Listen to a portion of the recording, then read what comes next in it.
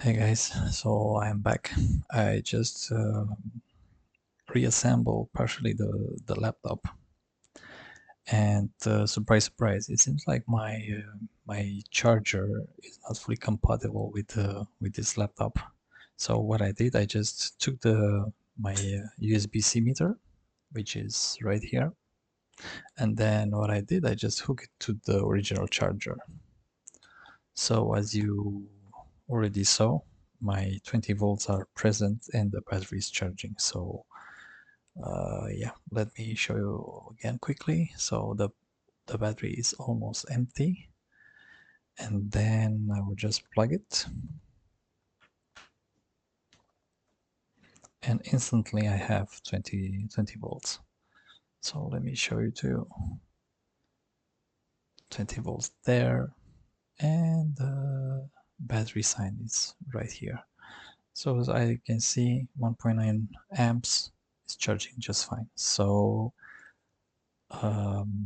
was no other issue. It was just a compatibility issue between the charger and the computer itself.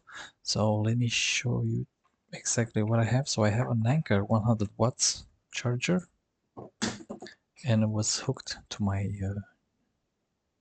amp meter right here.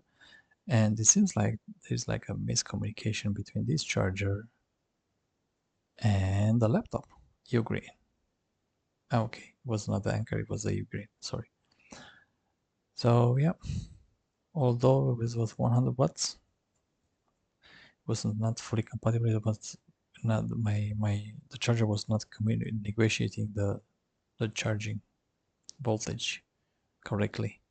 So it was no issue. So the port repair, the charging port was repaired successfully, and there is no other issue. So I will just wrap this computer, and I will deliver the computer as I promised to my client tomorrow. So I mean today, because we are already Saturday.